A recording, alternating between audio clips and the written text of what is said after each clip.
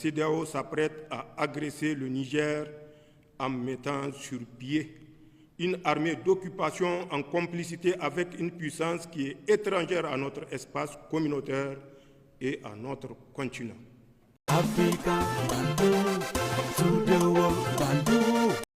Welcome back. J'ai écouté encore le discours à la nation du général Abdourahmane Tiani, le chef d'État du Niger et le chef du Comité national pour la sauvegarde de la patrie, le CNSP. J'ai écouté encore et encore. Vous savez qu'on peut publier quelque chose, mais il faut écouter souvent pour avoir de la quintessence de son message, pour avoir de substance de ce message, pour essayer de décrypter, pour comprendre son message. C'est ce que j'ai essayé de faire à mon niveau, à mon petit niveau. Et je vais livrer mon opinion par rapport à cela. Il parle de sanctions de la CEDEAO. Dans toutes les conventions au monde, il est interdit de mettre sous embargo un pays enclavé. Parce que vous allez asphyxier le peuple et non la classe gouvernante. Ils ont des voies et moyens pour avoir ce qu'ils veulent. Ils savent. Tinubu savait que c'était un non-sens d'arrêter l'électricité au Niger. Lui, Tinubu, avec ses conseillers bidons, devrait savoir que le Niger a l'uranium et qu'il n'y a pas une centrale nucléaire au Niger depuis 60 ans de l'exploitation de l'uranium par Areva et Orano aujourd'hui. Cette corrompue de Tinubu devrait avoir cette information-là. Cette rebelle, celui qui encourage des coups d'État et qui vient donner des leçons ailleurs, qui s'appelle Alassane Draman Ouattara, devrait aussi comprendre. Mais les amis, comme ils sont animés par le mauvais sens, ils sont animés par le satanisme, ils ne peuvent pas comprendre ces choses-là. Comment est-ce que les gens peuvent s'organiser, asphyxier un pays? Si l'Algérie, la Guinée-Conakry était pour, imaginez ce que ça devrait donner. Donc, ils devraient passer par d'autres pays qui ne sont pas sur embargo pour avoir tout et envoyer dans leur pays. Mais parce que vous ne pouvez pas fermer les gens. On appelle ça, c'est-à-dire qu'une prison, une grande prison, immense prison, vaste prison. C'est criminel. Ils le savent. Ils ont fait. Quand Patrice Talon, l'élève de la France, bloque les camions qui doivent venir livrer les vivres frais, c'est déjà pourri, les médicaments au Niger, c'est pour dire quoi? Vous allez mourir dans les hôpitaux. Quand Tinubu coupe l'électricité, c'est pour dire quoi? Pas d'école, pas de... Les hôpitaux, ceux qui sont malades là, ils peuvent mourir. Donc voilà les gens qui disent qu'ils sont humains, qui disent qu'ils sont en train de respecter quoi? Des hydratants de qui? Du diable. Du diable. Parce que si on veut punir, ou s'ils voulaient punir quand même les gens qui ont pris le pouvoir au Niger, les nouvelles autorités, on devait les cibler parce que le peuple n'a rien à voir là-dedans.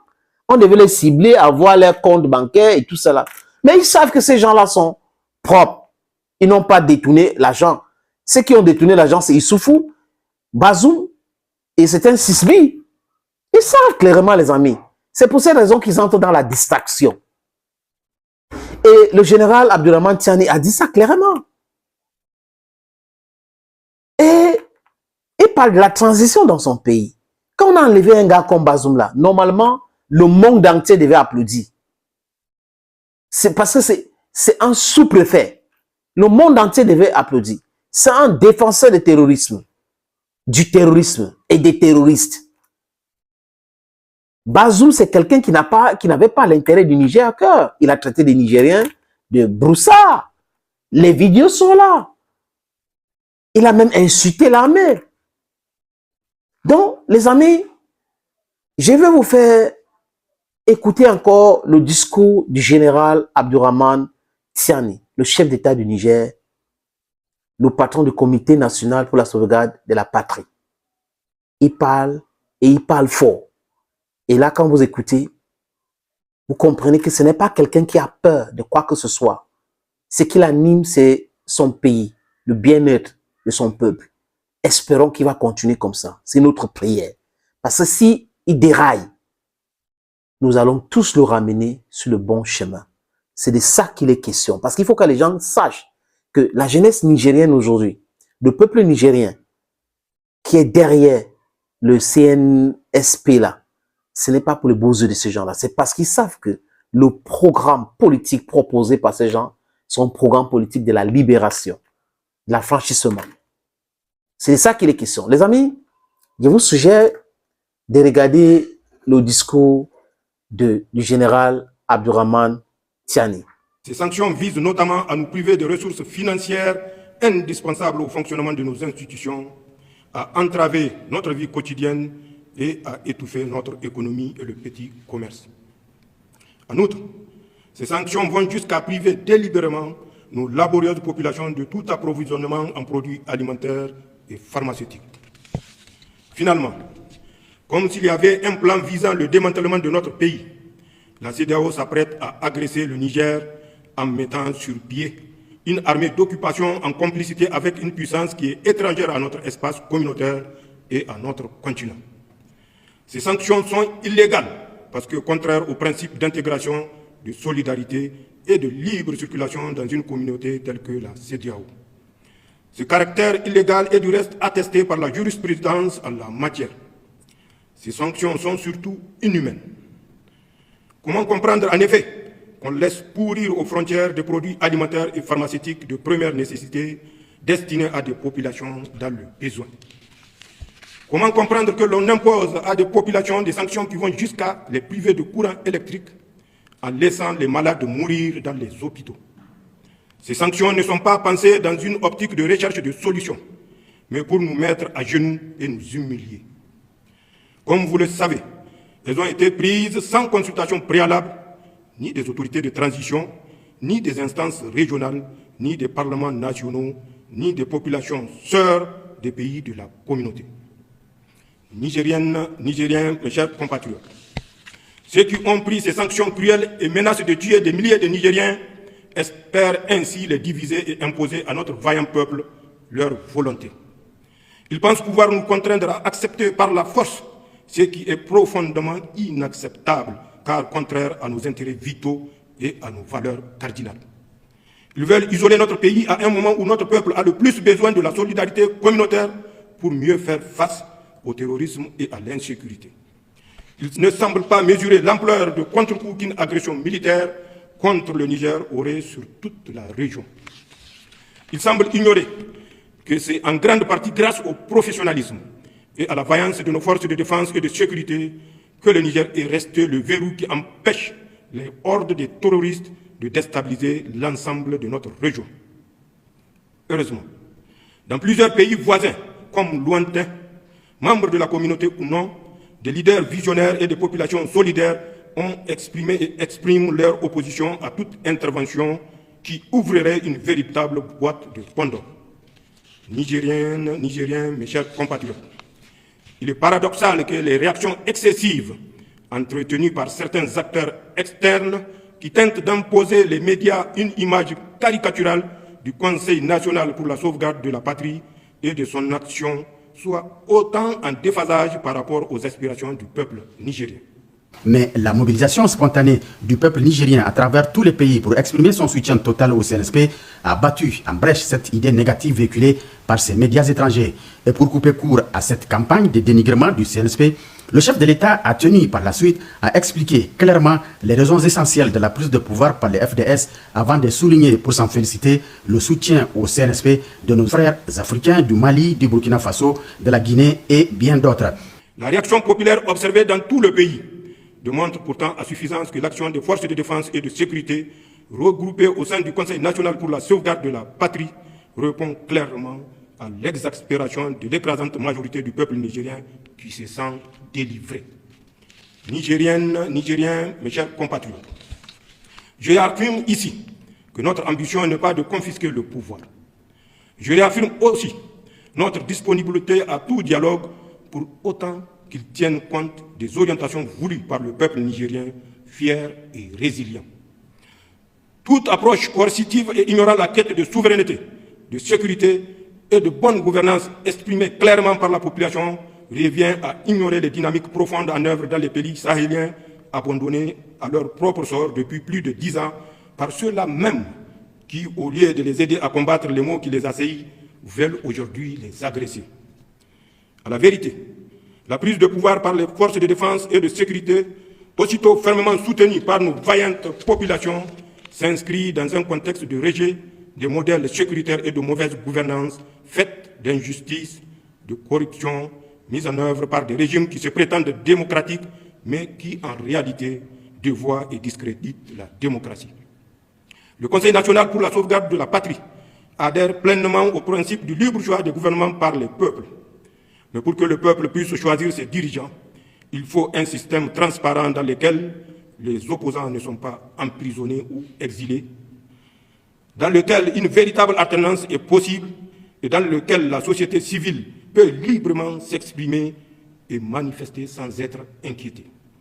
Le soutien massif des populations au Conseil national pour la sauvegarde de la patrie au Niger, comme chez nos frères maliens, burkinabés et guinéens, entre autres, traduit non pas le désir d'une gouvernance autocratique, mais un désir de démocratie véritable, porteur de bien-être pour tous.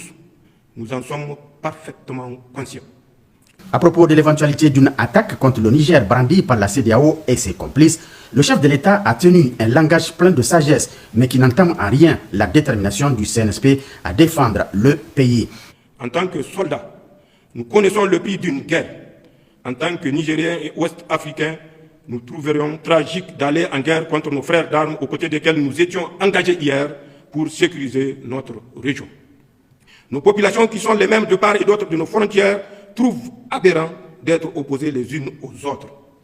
En somme, ni le Conseil national pour la sauvegarde de la patrie, ni le peuple nigérien ne veulent d'une guerre et demeurent ouverts au dialogue.